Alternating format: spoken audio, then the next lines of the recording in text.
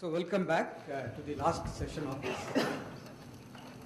3 days of exciting time, definitely for us. So today we are going to have this some type of discussion session on this very interesting connection between mera, which Suki described this morning, and to ADS-CFT correspondence. In fact, somebody asked me what is ADS-CFT. Bala is going to expand that. So since we have a strong string theory group, we wanted to take advantage, and two colleagues, Bala and Steve Avery, will tell about ADS-CFT correspondence. They will take each about 15 minutes, a little more, and then there will be questions and discussions. There is no, it's a very informal thing. So please stop the speaker if you have any questions. Nothing is a stupid question. I'm sure I will start with the first question. So, Bala.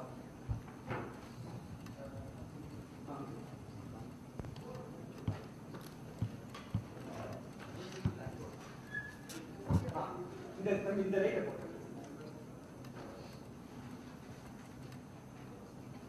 So Steve, are you going to use projector or blackboard? Blackboard. अपना project कहाँ पे?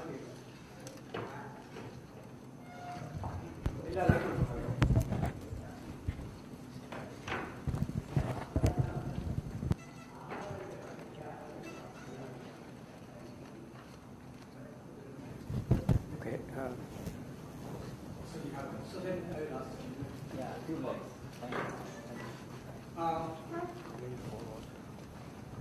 In the later part, this is when full light. Internet reflection. A hall light, full of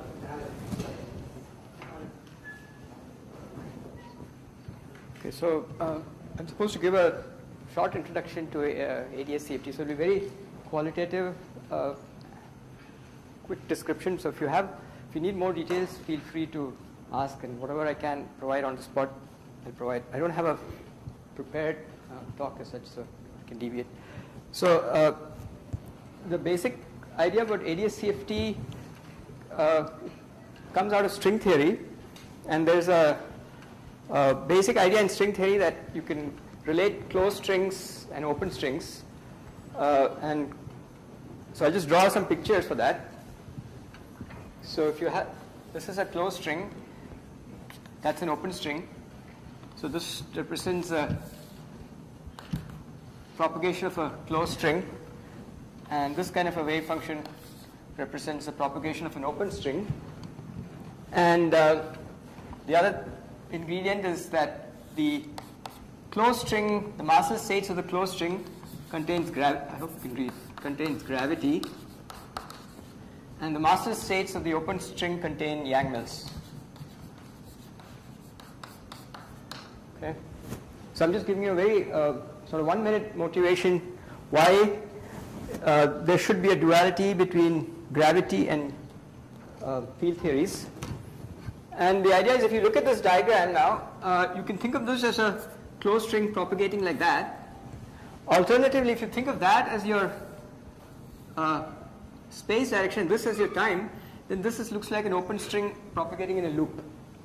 Okay, so there is a duality intrinsic to this to the string that says closed strings and open strings are somehow dual descriptions of the same. So same diagram can be viewed as an open string loop or as a closed string tree. Okay, so that motivates us to think about a duality between theories with gravity and theories with matter, which is Yang-Mills. So that's the point number one. So when you say this, yeah, this is all in the same spatial dimension with your open. Yes, yes. Closed strings are living. Right. Like Yeah. 3 dimensional, you have strings. That's right. So in the case of string theories, there's a critical dimension, which is, for superstring theories, it's 10 dimensions. For bosonic strings, it's 26. But that is a different issue because you can compactify and so on. But the point is, there is a basic relation there between open strings and closed strings, and therefore Yang-Mills and gravity. So it's not very surprising from the string theory point of view. That's the first point. Does that mean the same theory both should not be there? I think, no, I don't know. I don't know if you'd go that far. There are alternate descriptions of a theory. So if you start with a theory of just closed strings, you're going to end up with bound states like D-branes, and then you'll have open strings. But a given process can be computed entirely in terms of open strings or in terms of closed strings. So that's one. Then a more to come closer to ADS-CFT, there is a field theory history. In the 70s, Tufte came up with this idea of large N Yang mills. He studied large N Yang mills, and he showed that the perturbation series can be written in terms of sums over Riemann surfaces, and therefore he speculated that large N Yang mills should somehow look like a string theory. But what that string was never clarified. I mean, it just looked like mathematically it looked like a string perturbation series. The second development about large N was Guitton's idea that somehow in large N, if you take large N field theories, Yang mills theory, so we're now talking about SUN Yang mills. So the gauge field A mu, there are n squared minus one of them. So when you have a large number of degrees of freedom, you expect some kind of a classical description. And what Witten said was, he proposed that there should be some kind of a master field, what he called a master field, so that when you calculate correlation functions of gauge invariant operators, if you're forced to do the full functional integral, then you don't expect it to factorize. But if for some reason this configuration is dominated by one configuration, then you expect the correlations to factorize like in a classical theory. So he proposed that there should be some master field configuration which would allow you to calculate leading 1 over n, the leading in 1 over n terms of correlators. This was also never properly realized in a practical way. No one ever found a master field or anything like that. Is the master field of A mu? Of A mu, yeah. So his idea was a master field of A mu. But is there a way of using master field in magnetic electric field? Oh yeah, once you have an A mu, you can calculate F mu nu. So how does it look like? No, but no one ever found anything. I mean, it was a theoretical argument that since correlations factorize, that means your functional integral is as if there's just one field contributing to that, and that carries all the effects of the function. So is that the saddle point of It's some kind of a saddle point, yeah. Some mean field, yeah. So I'm looking for patterns of the field. That's right, yeah. So, but anyway, the point is, it never materialized. But what I want to say is that both the idea of the string description of Yang mills and the master field description of Yang mills seems to have become materially realized in this ADS-CFT conjecture. The only thing is, it's not SUN Yang mills, but supersymmetric Yang mills. In fact, in particular, the theory they had was, where it's best studied, was the thing with this n is different from that n, 4 supersymmetries. So for this theory, both these ideas are realized, but the novel thing is that this is a 4-dimensional, if you take a 4-dimensional supersymmetric Yang mills theory, the string that describes that theory lives in 5 dimensions. So it was not what Tufte was hoping for. It's not a 4-dimensional string, but a 5-dimensional string. And that 5 dimensions turns out to be an anti-de Sitter space. Okay, so the string description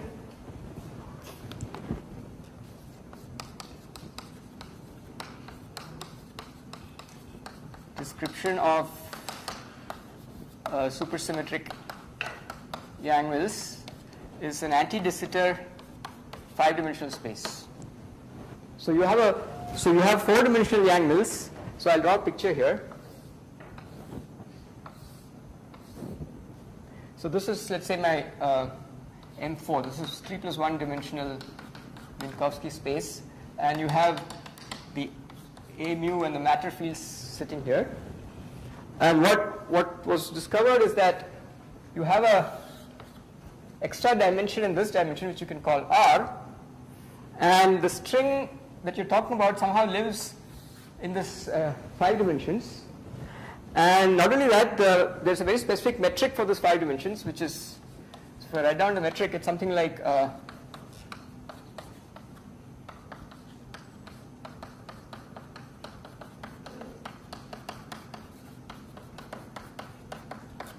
approximation. So this is your metric for the 4-dimensional Minkowski space.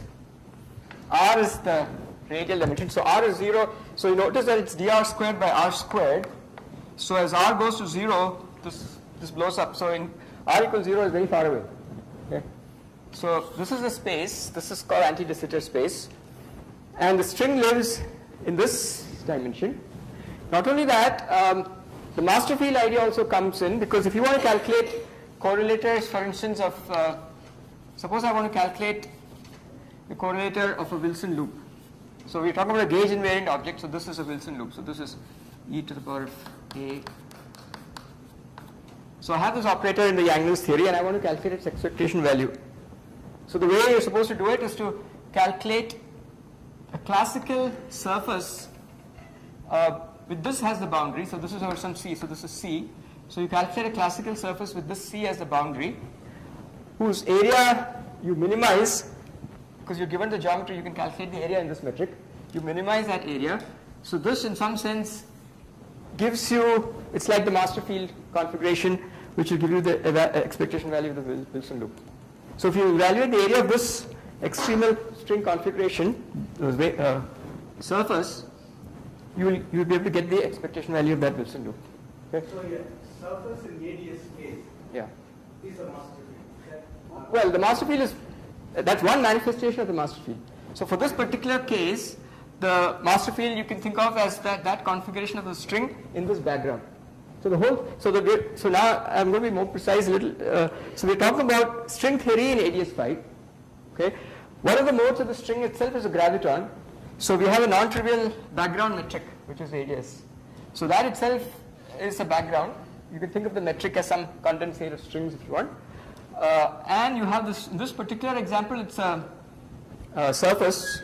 So the whole thing, you have a classical gravity background with a classical surface, and that gives you the expectation value of this thing in the quantum theory. So this duality in some sense realizes those two ideas. So what I'm going to do next is to make the statement of the conjecture precise. Write down what the conjecture is. So, Yeah. having done this, in this new, the light of this new development, Yeah. can you say what's a master field? Well, the master field is the gravitational field. All the fields are the bulk. So it's not again, a master field is not, it's not a naive a mu configuration, but you have to think of it as some configuration of the bulk fields. Yeah, High dimension, 5-dimensional. Yeah. So if you give me, if I give you a contour C, That's right. Yeah. then there is a variational principle that tells me what is the The minimal shape of the surface. the minimal area.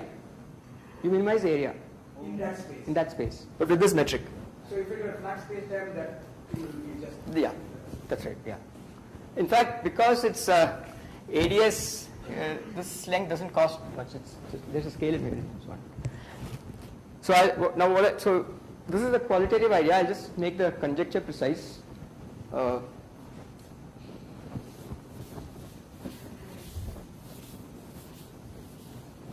So the claim is, so you have some bulk, so I'll use the same picture. So you have some fields here, which are the bulk fields, which I'll generically call phi.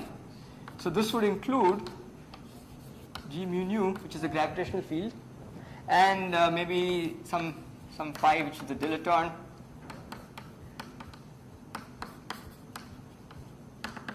So whatever the gravity theory is, okay, and the gravity theory, how you get that gravity theory, well, the action for G mu nu is usually the Einstein action, and then you will have extra terms, and these are usually obtained from string theory via supergravity. Okay, so there's some theory here, and the theory here, to be precise, is say type 2b string theory or supergravity.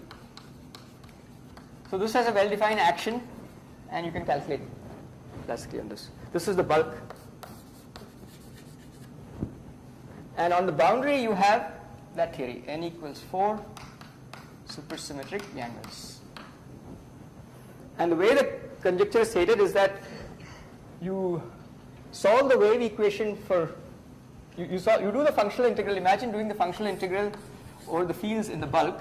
So I'll generate so these are the bulk fields with some action in the bulk. That's this action, so I'll call that S phi.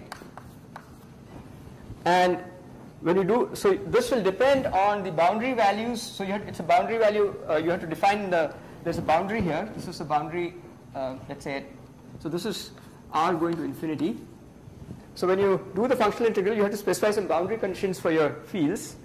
And you specify that boundary condition, so phi at r equals infinity, and let's say these are the Minkowski coordinates, is some phi naught. So you specify that. So when you do this integral, you'll get some functional of the phi naughts.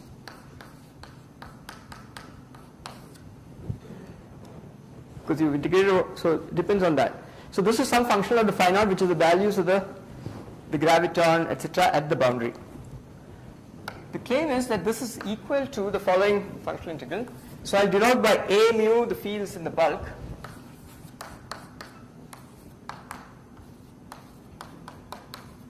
plus phi naught times, so there are many phi, so I put an index I here. So this is the statement of the conjecture. So in the boundary, these are acting as sources for these operators of the Yang-Mills theory. So why is difference on gauge? Yeah. The gauge invariant operators. So gauge invariant operators. Okay, so that's the precise statement of the conjecture. So now you can, and this is a functional integral, but in many situations you can do the saddle point and just plug in the classical solution. So this guy you can approximate by where phi classical solves the equations of motion of that with that boundary condition. Okay, so this functional integral is approximated by that. So since you just A alone, there are also fermions and so on. Everything. This is from the fully supersymmetric. So here it's supergravity. Then one can formally demanded this kind of expression, saying that perhaps it's being existed in no form. Yeah, but why? Well, right. You mean this should be equal to that? Yeah. No, but yeah. Exactly. So is there any meaning to demanding like something? Oh, you can do that, except you might get into trouble when you start doing quantum corrections on the gravity side. Because this is, okay, you can just demand that the classical theory should be equal to that theory. So that would be a different conjecture, yeah.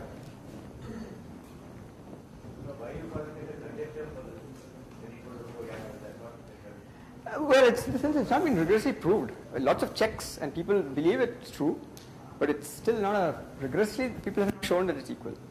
I mean, people are, yeah, everything matches. When the gravity is easy, the gauge states that it's not a level. Yeah, so in fact, right, so now of course the parameters here are G and G Yang-Mills and N. So you, as Toof did, you can replace that by N and G squared Yang-Mills times N, which he called lambda. That's the way the calculations are done on the boundary. Here, the parameters are this. I haven't put a scale here, but ADS comes with a scale because there's a cosmological constant. So the scale of the curvature here, which I've set to 1, which we probably put in some units, put some r squared by r squared. So the connection is G Yang, and here the parameters are R, ADS, and G string. Okay.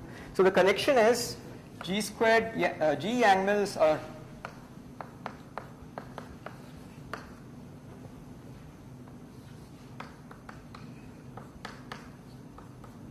is basically R4 by, I think that's right. Oh, wait. Is that right? Yeah. Powers, I hope I got the powers right. Yeah, G squared. Right, yeah. So this is the map between the parameters on the two sides. So GS is the string coupling. This is the scale of the ADS scale by string scale. So notice that if this number is large, then the curvature on this side is small. So smoothly varying geometry. If it's a smoothly varying geometry, you can approximate it by, you don't need to worry about all the string modes, you can approximate it by supergravity. The massive modes don't play a role. So conversely, if you want to trust this as a supergravity, you will use a gravity approximation, this number must be large. So that's like saying that your Yang-Mills has to be strongly coupled. It's a strong coupling. Okay? And if you want the string coupling to be weak, so if you fix this, if you want this to be small, n has to be large. So large n and large G squared Yang-Mills n and weaks, so we want small gs and large r. If these two are satisfied, you can do classical gravity. If this is violated, you have to do quantum gravity. If this is violated, you have to include the string modes. So the regime in which this works well is where this number is large, which means your field theory is strongly coupled, and n is large. Okay. So that's the reason why it's hard to verify. You can calculate something very easily on this side, like many dualities, but the corresponding quantity on the boundary is often hard to calculate because this has to be a large number, otherwise it's not reliable. Okay. So strongly coupled field theories are easier to do than weakly coupled field theories.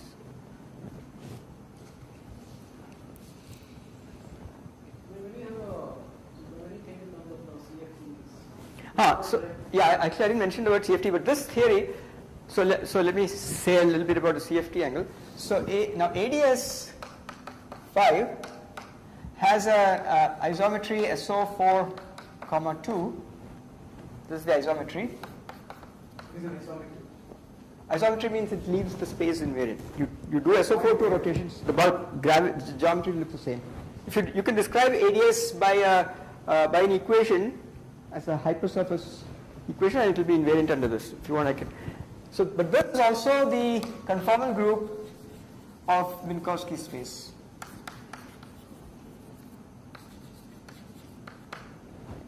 So symmetries on this side, if it has to be a symmetry on that, you must have a theory with a conformal symmetry.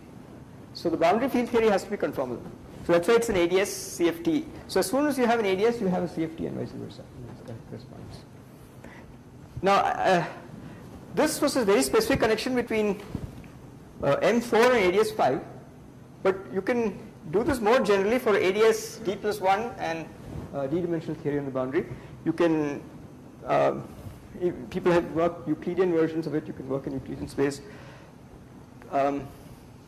So that's the basic idea of ADS CFT in any dimension. You have an ADS D+1 and a Minkowski D. There's a corresponding gravity theory, usually supergravity theory, and some CFT. Okay? If you want the whole thing to come out of the string theory, then there are very specific gravity theories you can use. But people have been more liberal and worked with general gravity theories in ADS in the hope that since you're not doing quantum corrections anyway, and you just need the classical result, maybe that's okay.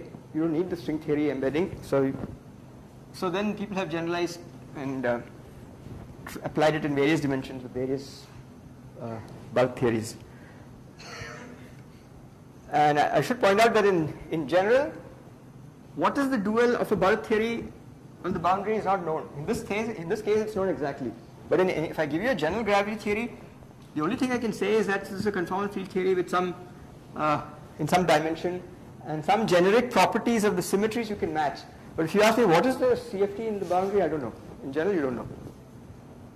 So this other thing which you indicated there was identification of the parameters. Yes, yes. So is there something similar if I'm just looking at the conformal data? So central charge? I think the equivalent of n would be the central charge. And central charge, counting the number of degrees of freedom, yeah. The equivalent of n would be the so you would expect this to work when you have large central charge. And yeah, then whatever in the conformal field theory, the coupling, large coupling usually means large anomalous dimensions. So if your anomalous dimensions are large, then that would be the equivalent of large coupling constant here. So in those situations, you would expect this to map to a classical gravity problem. What about things like local scaling operators and these things? Yeah, so Or these are the operators of the CFT. And they have well-defined, and so you can choose them. So corresponding to every field in the bulk, there will be some operator in the CFT, and there's a well-defined connection. So for instance, if you have a scalar field, you can relate the mass of the scalar field in the bulk to the dimension of this operator at the boundary in specific cases. Yeah. So there's a map, and so those things, once you know the CFT, those things can be worked out. Yeah. You have written conjecture about partition function. Yes. Is it possible to play with it and bring wave function? In the morning, Yeah, I think. mera construction was directly looking at wave. Yeah. So here, okay, Steve will probably say something about that. But here, what you can say is that if I give you the if I solve the wave equation, and I know how one of these fields behaves at the boundary behavior, then I can get from that the expectation value of the operators in that state. So what that would be a vacuum state. That would be the expectation value of the operators in the ground state. That's But is it possible to actually open it construct. out and Yeah, that I don't know if anyone has done that. that's very valuable. In principle, is this not the wave function inside? It's not, it's a partition function. This one, No, the Z. this. What function is the bound? No, these are like sources. It's like Z of They are J. not the ABP. These are like sources for the boundary theory. See, I want the wave function in terms of A mu. Because finally, that is what you want. Suppose Yes. Yeah, you finally want the wave function in terms of the A or the gauge invariant fields on the A. And then see That's right. the Yeah, that. play with it. Right. I don't think people have. As far as I know, people have not addressed this. Anyone who knows? Well, I mean, the normalized level is just the corresponding states. Yeah, but no one. I don't know if people explicitly construct wave functions, except to say. I mean, you can. So there are some issues. So when you solve the wave equation in the bulk, you get solutions which are normalizable, and you get solutions which are non-normalizable. And the non-normalizable ones are the ones that correspond to these sources, and the value at the infinity. And the normalizable ones are supposed to correspond to changing the state of your CFT. So, but the statements are sort of indirect. I mean, there's no explicit construction of a wave function. Okay, so this is the general thing. Now you can apply this in 1+1 boundary theory. In the bulk theory, you'll get an ADS3. And you can do this at finite temperature, for instance. Finite temperature on the field theory means finite temperature in the bulk. And typically, if you have finite temperature in the bulk, the classical solution is not simple ADS, but ADS with a black hole. So then you're calculating quantities in a black hole background, ADS black hole background. So those calculations have been done. So people have calculated CFTs in 1+1, calculated Green's functions explicitly on both sides and checked it, for instance, for ADS3, and there are papers on that. So for ADS3, which is CFT 1+1, you can explicitly compare Green's functions, finite temperature, and people have calculated it. Here there's something called the BTZ black hole. So you can calculate the Green's functions from the bulk, and it matches very well. So those things have been done. So I don't know what else. So yeah, so now the only thing I can add is to say that this, because it's in the form dr by r, the scale if you move this Minkowski space in the radial direction, you're scaling it by r. So if you imagine having a finite cutoff of a fixed size in your space, then as you bring it inward, your size is getting smaller relative to that cutoff. So effectively, you're going to the infrared. If you go outward, relative to your size, the cutoff is very small. So that's like the continuum limit. Okay. So as you move in the radial direction, so you can imagine evolving this. You can, instead of putting the plane at r equals infinity, you can put it at a finite value. that would correspond to a scale transformation. And people have shown, at least in some leading order, that the RG flow from this sheet to this sheet can be reproduced by studying how the bulk modes change from here to here. So you see how the bulk modes change from here to here. That will tell you the change in the expectation value of that operators, and that reproduces the RG flow that you expect from the boundary theory. So there's a connection between the RG flow of this theory and radial direction, because R is like a scale. So that's why there's this whole business about the renormalization group being like a radial evolution, and ADS is very natural for that, because R comes like a scale. So if you, in other words, if you change variables and write this as some d rho, dr by r is d rho squared, then this will be of the form e to the power of rho. So you can see that translations in rho are scale transformations. So you say that it's natural, but Sorry? so you say that sometimes ADS is natural for thinking like for something like this. No, ADS is natural because of the connection with the conformal group. No, right. So that is not. That's right. Yeah. That the use can make it the same connection. Yeah. So people have actually. Looking at the renormalization group flow. Yes. Yes. Yeah. So a priori it's not clear that the natural thing to look at is ADS. Could be, you just need a scale dimension, right? So you have de Sitter spaces. Yes, in principle you could. People have tried DS CFT. I don't know about that, but I think the scale invariance is important here. It's not just RG, but it's RG. Find a correlation. That, well, you can't. Because as I said, there is no, we don't know how to construct a dual for a given theory. We just know that, so there's some known examples where the dual exists. If you just take a general theory in the bulk, what is the conformal dual of that? We don't know. You can, so for instance, you can say these are the dimension of the operators, these are the symmetries of the operators.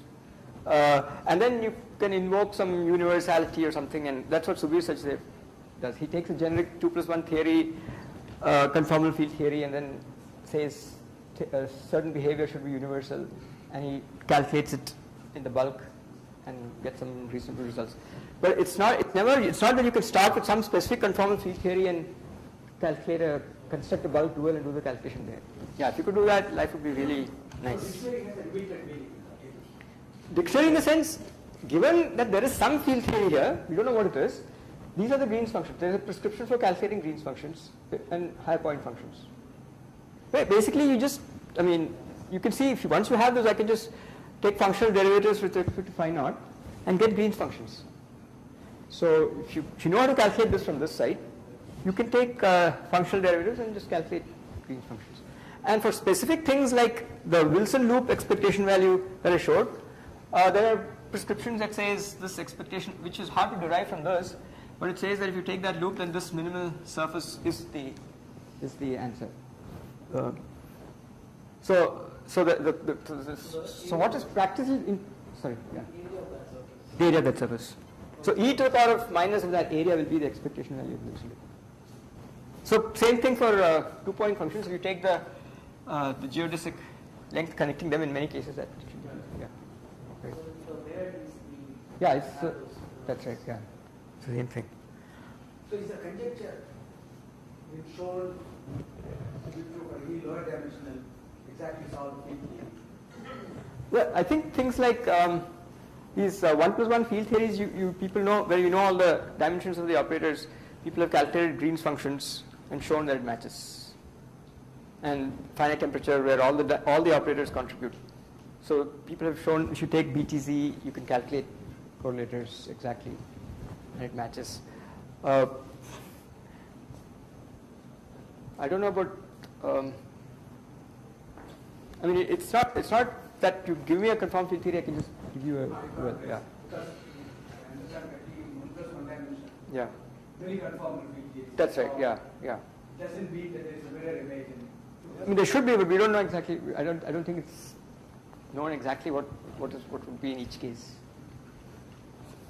So if you say I take the Ising model and give me, well, I don't know. Yeah. Oh yeah, I think so. No, but usually you guys are the other way. Because the reason is, yeah, because it's here. The calculations are easy. Can you make all the calculations? Yeah, that's right. Yeah, that's right. So could you also say something about if I have a global symmetry of the CFT? Yes. Is there any way of thinking of what happens in global symmetry? Yeah. So for instance, this theory has global symmetries. In fact, it has a global symmetry SO6. This Yang has an SO6 symmetry, and you can trace that to some local symmetries, gauge symmetries on the bulk. Okay, so actually, it turns out that the way you get this ADS5 is by starting from 10 dimensions and compactifying it on an S5.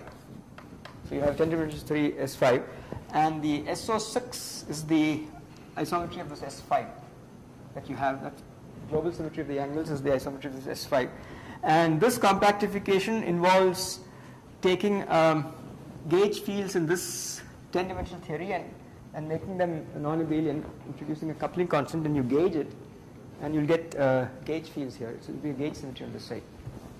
So,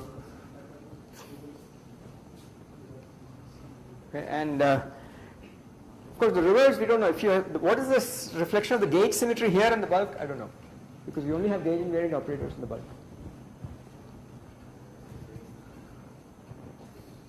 So Any questions on what Bala? maybe Steve can, yeah, go ahead.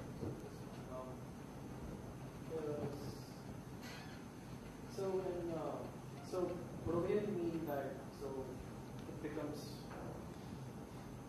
So the global symmetry over here becomes a gauge symmetry Yeah. for the gauge fields here. Right. But that says, so the global symmetry there says nothing about the gravitational degrees of freedom on this side. Well, there are gauge fields also here, so I should add there are some gauge fields here which is independent of those gauge fields.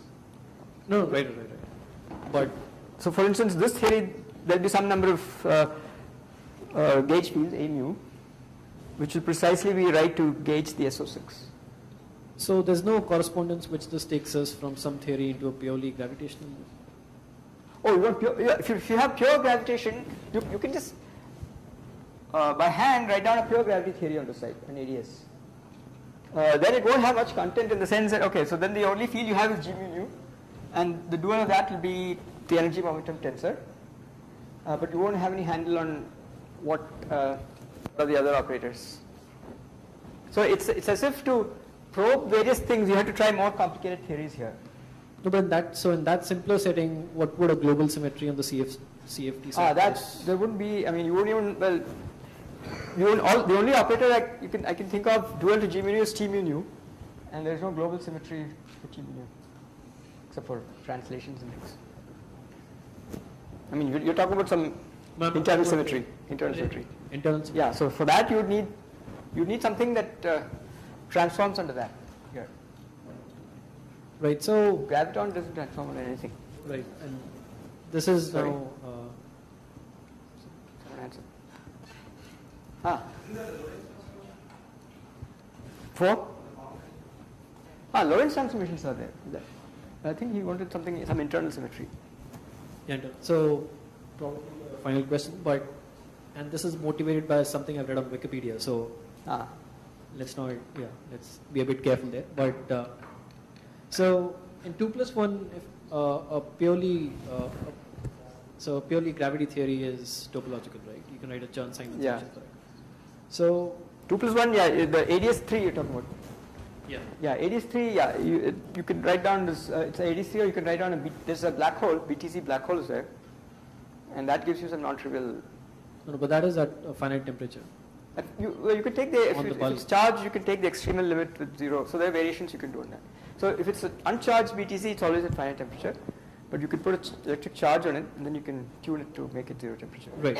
So my question there was, so it's a purely topological theory, and so you can write out the gravity theory as a gauge theory, and then Wikipedia at some point says that if I have a global internal symmetry on the boundary on a CFT, that directly corresponds to the gauge group on the gravity side. Yeah, I think that's the Chern-Simons connection. I think there's a connection between CFTs on the boundary and Chern-Simons theory in the bulk. That's a separate. Yeah, I think, well, and I think it's also true that gravity can be written as a Chern-Simons theory, so I suppose but that's a very specific Chern-Simons theory. It's a SU11, I think Bal knows more about it. SU11 Chern-Simons theory for gravity. In some sense, it is more general than that. Because any Chern-Simons theory on a 3 manifold with boundary can be given as a CFT on the boundary, right. That's a general statement, right. It doesn't refer to gravity. radius or yeah, it doesn't refer to gravity, but in particular, gravity is an example of. So in 2 plus 1, it corresponds to that same correspondence. Yeah. So that's sort of independent of the ADS CFT connection, but there may be relations. Yeah. So is that like saying, so if my CFT has SU2 symmetry, is that then saying that the connection on the gravity side is valued in SU2? No. That internal symmetry will entirely in some gauge fields, angles. The connection is a usual connection, Lebesgue connection. Yeah, you'll have some SU2 gauge fields. Oh. Because when you bring it down from high dimensions, you get G mu nu this and a whole bunch of other things, including gauge fields. So they form. So I don't know. Maybe Steve can say something, or yeah. Thank If you. you want. So we will come back to you with questions. Okay.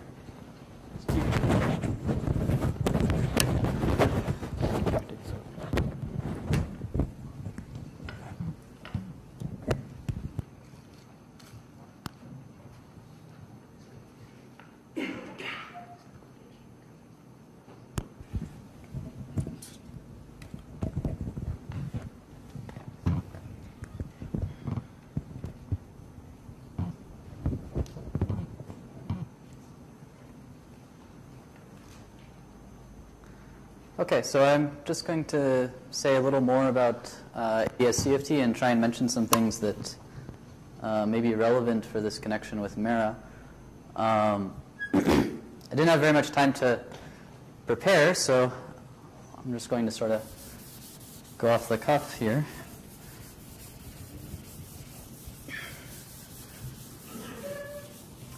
So I think in sort of connecting with mera, there are a couple important things to mention about ADS-CFT. So the first thing is, Bala already mentioned, which was the connection between this extra dimension and scale transformations. So as he was saying, one of the ways you can write the metric for ADS is in terms of some coordinate rho, radial coordinate rho, which is d rho squared plus e, basically to rho by L.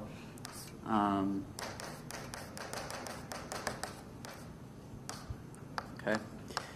So this shows you that, so these are going to be our coordinates on the boundary. So since I was asked to work in 1 plus 1 dimensions on the boundary, that's what I wrote here.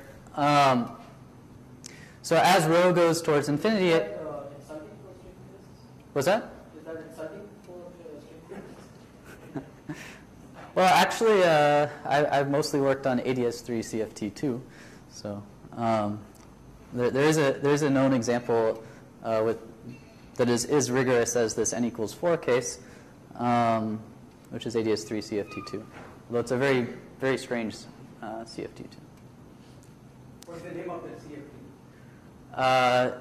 It's a 4,4 sigma model with target space, which is orbifolded, or actually a deformation of an orbifolded. It's not as simple as any equal to 4. No.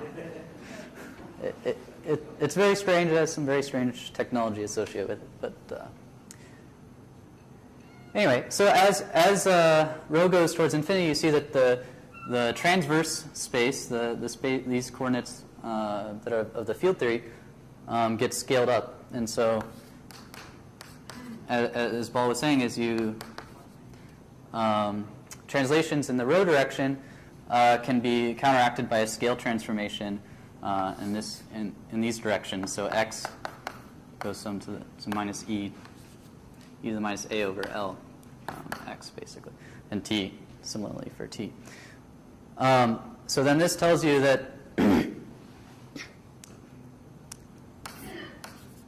as rho goes towards infinity, where the boundary of ADS is, this corresponds to the UV of our theory, and small rho is going to correspond to the IR. Okay. So typically what happens when you compute correlators or you compute just about anything using ADS-CFT, it diverges. So what you actually have to do is you have to regularize by putting your field theory at some rho naught. Okay. Compute your geodesic or your propagator or your world sheet or whatever you. Regularize by subtracting off the divergent piece, and then take rho naught to infinity. So rho naught is sort of the natural cutoff on ADS. It's the natural way to cut off the supergravity theory. On the field theory, there are many different ways you can cut off the divergence of the UV divergence of the field theory, of course. So one way would be to put it on a lattice, which maybe is most relevant here, but then you could also think about hard momentum cutoffs, dimensional regularization, and so on. But it's clear that this rho naught should loosely is loosely playing the role of that momentum cutoff or inverse lattice spacing on the CFT. So that the RG flow from the UV to the IR should correspond to integrating out these bulk degrees of freedom. And so people have made various progress in that direction. In the early days of ADS-CFT and in the past couple of years, there have been some interesting papers in that direction. But really the big open question, and maybe Mera could even say something about this, is how to make this precise. So how do you regularize the field theory so that it corresponds to some natural cutoff on the ADS, or vice versa, so that you can really nail down RG flow in the ADS and connect it to RG flow in the CFT. But you can still make qualitative statements, or you can look at questions that aren't sensitive to exactly how you regularize it. In the Malthus-Sena conjecture, Mm-hmm. are all these things already taken care of, or the regularization? It's straightforward. Yeah, it's straightforward, and as long as you regularize and then take the limit to infinity, then you're fine. But if you want to, yeah, but if you want to RG flow into the IR by integrating down from the boundary of ADS, then it becomes less clear exactly what the relationship is between the cutoff CFT and the cutoff ADS. Okay. So I think. So in the context of mera, we already have some sort of we start off with the CFT and the lattice.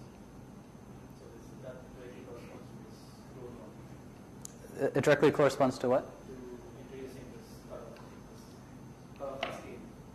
Well, it's not clear. It's not clear that if I cut off the ADS in this way, that it's going to be the same as cutting off the field theory by putting it on a lattice. In fact, it's probably not.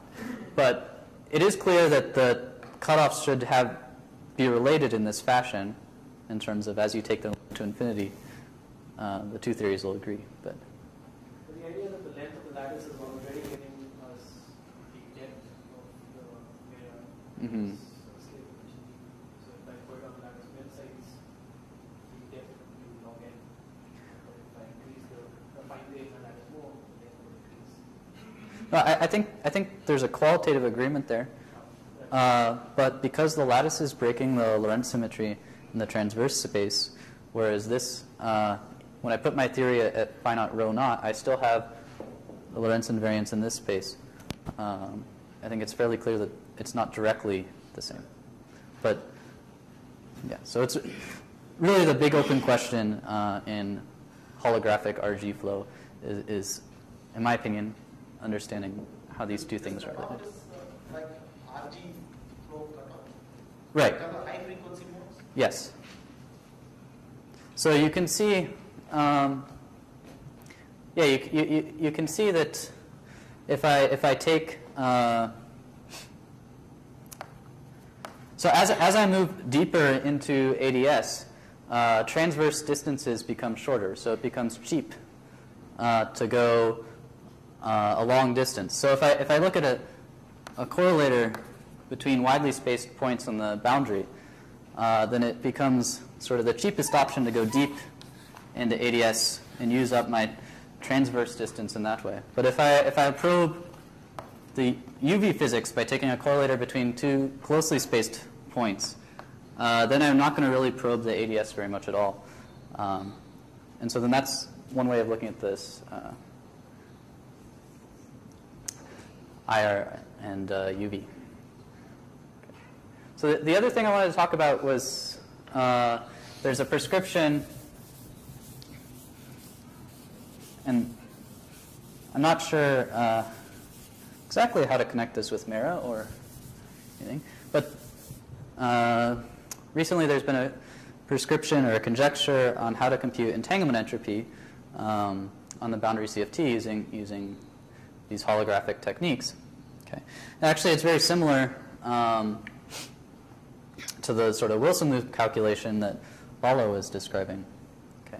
So if I take the boundary of my ADS, or my CF, which is my CFT, and I want to compute the geometric entanglement entropy of some region, okay.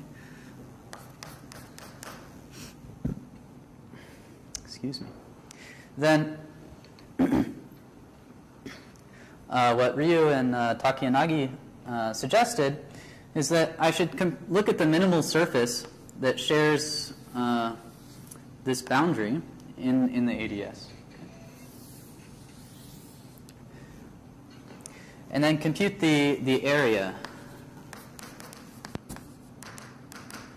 okay, of that minimal surface. And I put area in quotes because depending on the dimension, it may or may not be your normal idea of area. In fact, in 1 + 1 dimensions, it's just going to be a geodesic, okay? So it's going to be length. And then divide it by 4 times Newton's constant in the ADS space. And the claim is that this should be my entanglement entropy of this region R. Okay. So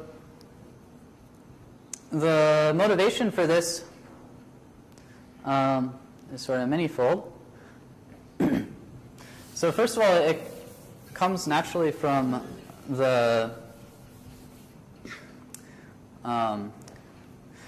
this Bekenstein-Hawking formula for the entropy of a black hole, where you know that entropy of a black hole is the area of the black hole horizon over 4G. Okay. Can I ask a question? Yes. So that geodesic area that you put, Yeah. actually depends on. So you have written that as e to the rho by L. Okay. So for different CFTs, that e to the, instead of e to the rho, I'll have some other function there. What will determine what is the CFT? Because my metric is given there. Yeah, the metric is fixed. So then the area will be the same for all films. Okay, yeah, actually I should clarify. So this is the metric for ADS. So really the ADS CFT correspondence is between asymptotically ADS asymptotically ADS states in the supergravity and then states in the CFT. Okay? So global ADS is going to be the vacuum of my CFT. So I'll have global ADS and then I'll have a bunch of other fields in supergravity. But if I allow myself subleading and row corrections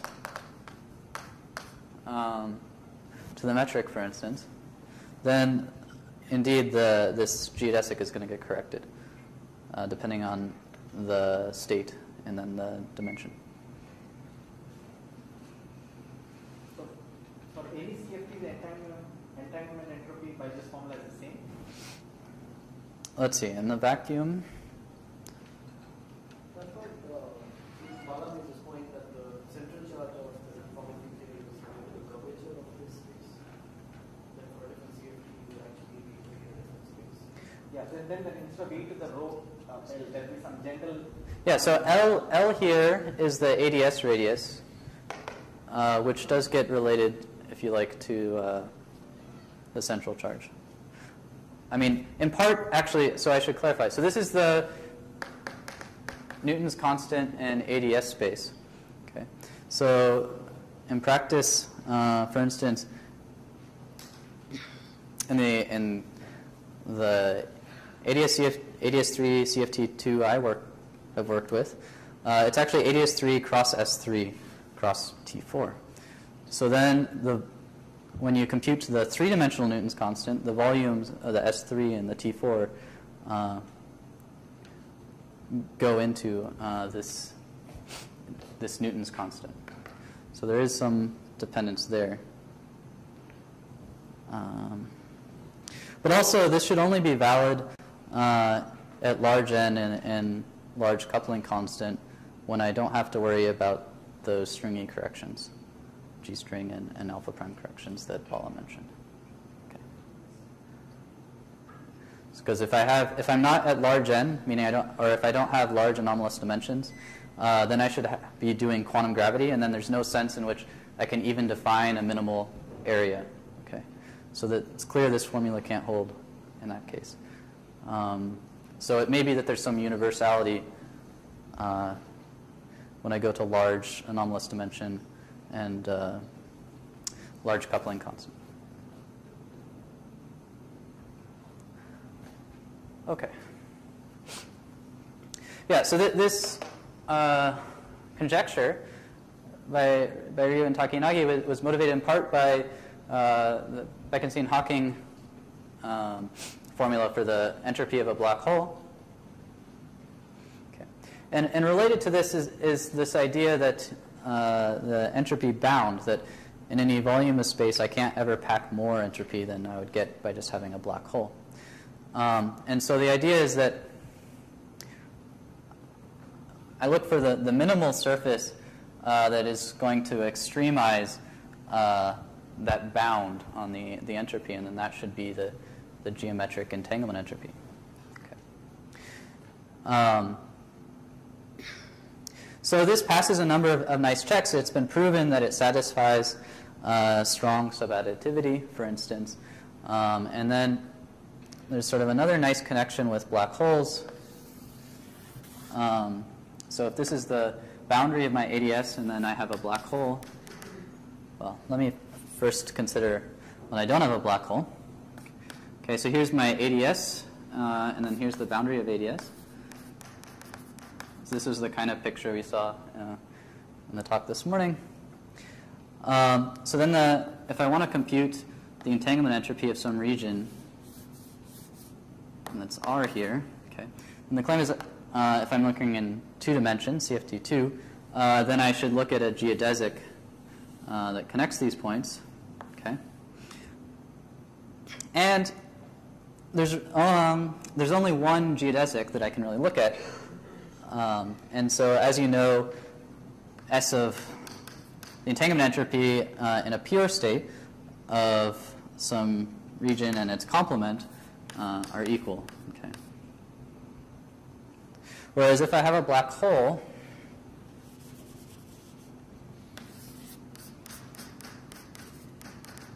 okay, then actually for a given boundary conditions on the boundary of ADS, there's sort of 2 geodesics I can think about. So one would be this geodesic, and then another geodesic which would seem to correspond to the complement. So you know when I go to finite temperature, these 2 things are no longer equal. Okay. And so that's observed very nicely in this picture. when I put in a black hole, then there's sort of two minimal surfaces that I can consider. Okay, and moreover, you see that as I make this separation smaller, basically, what you can see is the difference between these two all is going to come from the area of the event horizon, and then it connects very naturally with this Bekenstein-Hawking formula for the entropy of a black hole.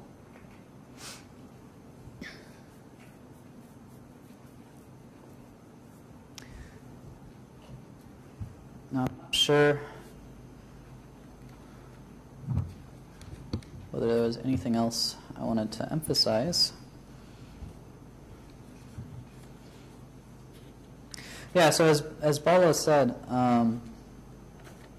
for this two-dimensional case, you can compute things exactly on both sides, and they have the right scaling, and they agree.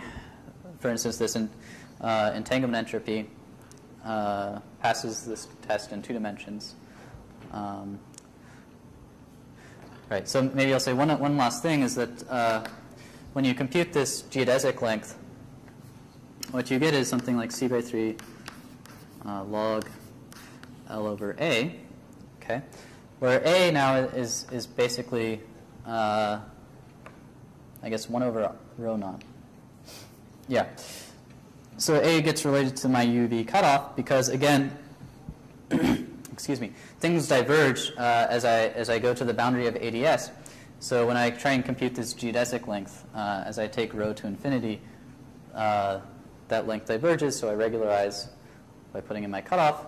But that corresponds very nicely to the result I know for 2D CFTs, for instance, using techniques by like Carty, where I get exactly that scaling. The A is the lattice or other UV cutoff. The exact expression for the so L is L is the separation. L is the separation. Yeah. Is the A is the cutoff, lattice spacing, if you like, or 1 over, yeah, that's right. no, right. So that's the expression factor of the CFT. Yeah. So if you compute the length of the geodesic in ADS3, then this is exactly what I get. And also the finite temperature result agrees between the CFT and the... So the length of the geodesic is exactly equal to this. Yeah. Over 4 G Newton. So G Newton gets related to the central charge. So that's where the central charge comes from.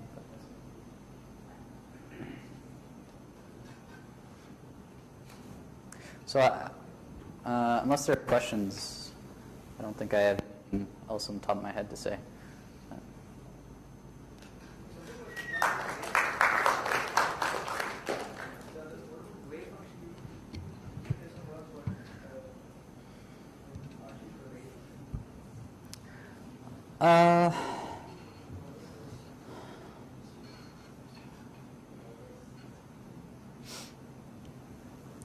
So I think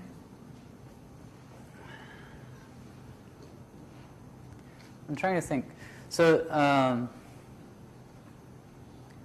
like what Polchinski and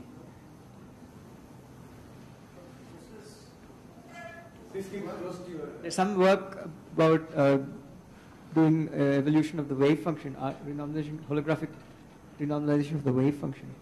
So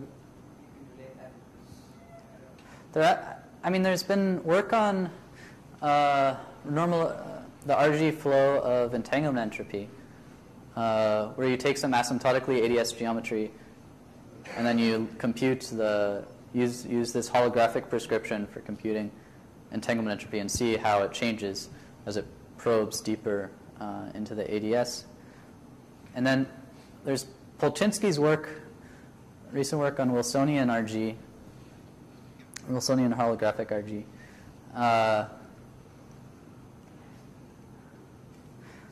Where if you cut open the path integral, then you end up getting a wave functional. And so I think you can do things related to that. And I think there are things sort of close to that in what Polchinski did and what Verlinde, and de Boer did. But I see. You are Yeah. saying that in the expression Bala wrote for the partition function, that formally has partition. Yeah.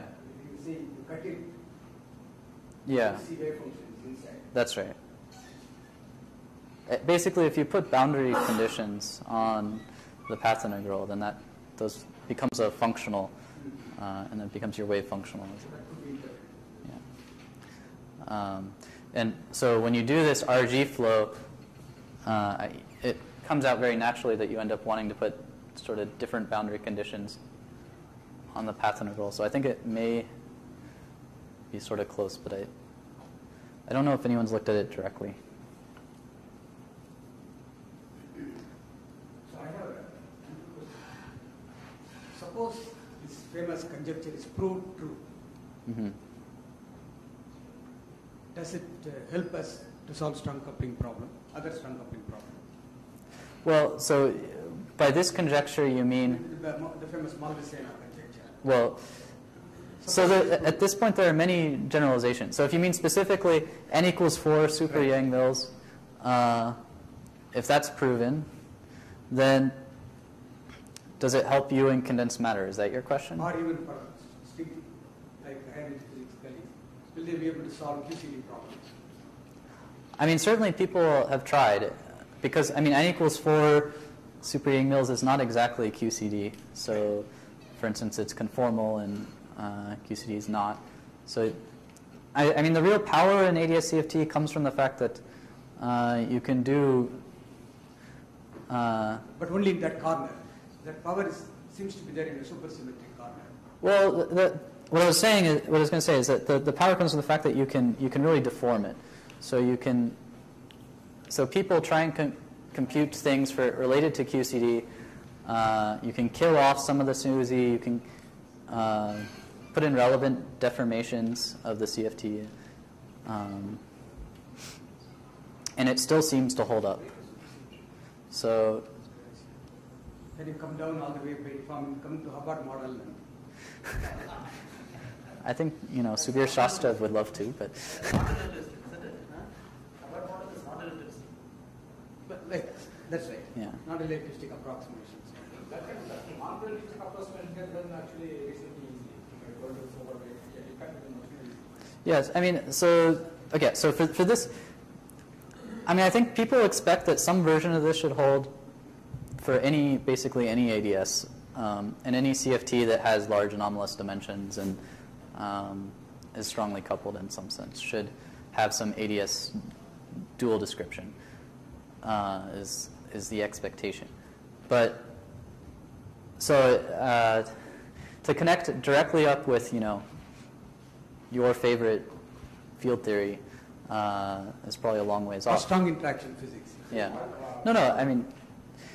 Martinson's conjecture has 3 parts. One is that it's a string theory on a compact part of ADS by process 5. And the other part is like a L equal to 4 supersymmetric diagonal theory. Until we say that they are equal. So how does it help?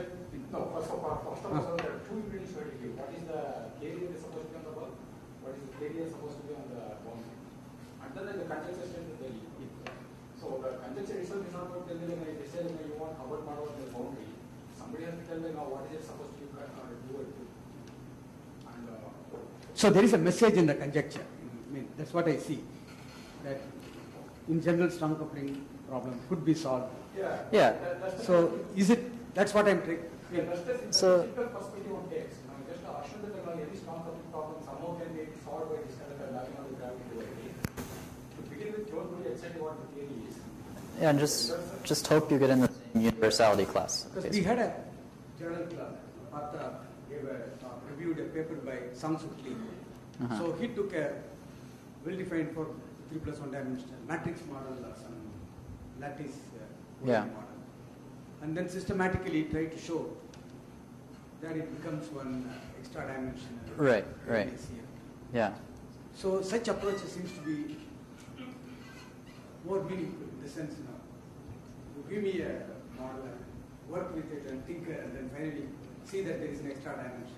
See, in fact, before Morrison wrote, a few months before Morrison wrote his famous paper, all I know was precisely kind of getting into something like that. He was dealing with this Yang-Mills theory, and he was formulating this Wilson loop as some kind of a zigzag path, etc., which was calling zigzag path. And it turned out that what they called zigzag path actually turned out to be this coordinate inside this bulk. I mean, it may be that the cases where you can easily prove the correspondence, that it's not that useful or interesting, but yeah, I mean, certainly it's, people have tried to take lessons from this for strongly coupled physics at RIC, and people have tried to say things about superconductors and various other condensed matter systems, but I'll leave it to the audience to judge how convincing it is. But in fact, their opinion is strongly divided. The proponents believe it, the rest do not believe. Right. With respect to high temperatures. Yeah. Vijay, I can. Sorry, what was the comment? Sorry. No, except for the proponents, not many people believe it. This understanding high temperature superconductors, using normal state physics, using ADS-CFT correspondence. No, actually, I think, no, but you made this point, right? Because he has something inside, and he's saying that and it's some faith that makes you believe that what he calculates has something to do with Hubbard model. Yeah. That was the question I was asking. Right. So he's doing something, and those operators that he's calculating has the same scaling dimensions of the operators that you think as the current operator has. Therefore, there is some connection made. But it's not clear at all that the theory that you're describing on the surface is the Hubbard model.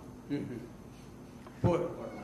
Right. All you can read off from a generic ADS is like the dimensions of operators, the charges of operators, the symmetries of the theory, and so on. But on this note, if I look at this equation that you wrote on the board, that one partition function equal to another partition. yes. So I just want to understand it from an elementary point. So Yes. for me, partition function is simply something that counts the number of states. Uh-huh. So is it clear to you that the number of states on this side is equal to the number of states on this side? When you have infinities. Oh, they're equal. Yeah, technically there's a one-to-one correspondence. The conjecture would say there's a one-to-one correspondence in the states here. States there. There is. Yeah. So, for instance, in UCE, we mentioned recently gave a description of calculating the masses of states and gaps. Mass gap and Moreover, you. the blue ball masses, then there is solving the wave equation problem. Yeah. No, but whatever it is counting at the end of the day, it's just a number. Right. So this number is equal So that number is equal to that number. So you're saying that they can be differently weighted and. No, you're getting an actual mass that high. You're getting actual. But people have counted certain subsectors like BPS sectors and so on, and then there are degrees, supersymmetric sectors, if you like. No, but this is true at all temperatures, right? Like a partition function at all temperatures. Yes, yeah. There should be some. So the towers should be the same. Right? That's correct, yeah. But and it's even stronger than that because you can put in arbitrary sources. Yeah, it's a partition function with source, which can be many, every space-time point can have value. So you can compute any correlator. So source is a trick to get reads from it. But at zero source there is no, you can't extract any information. Shankar? So again, this for this connection between mera and CFTs. So in the way that Suki made that network and a circle, that means all those tensors in the bulk have to somehow represent these matter fields in the background of ADS-CFT. Yeah, I think So- correspond to the evolution, the equation evolving the wave function. Yeah. So if you write down the say the bulk field, there'll be a wave equation evolving it in this background. And that evolution operators seems like a stencil. Yeah, that I can. Only thing is I'm not able to see what is the field. Because this, what is getting evolved, like in that quantum circuit model, is the many-body state. Whereas in some sense in the ADS-CFT we solve for field operators. Those correspond to expectation values in that background, in that wave function.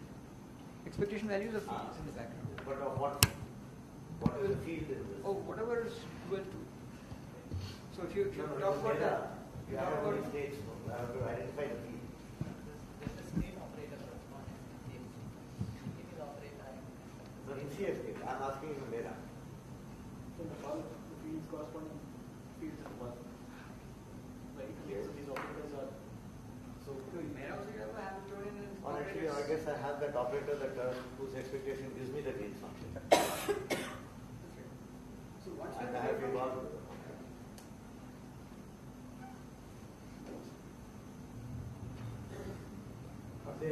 So then the ideal thing would be to sort of get a transfer matrix which involves that gains function and try to identify that with the differential, the transfer matrix that comes from the differential.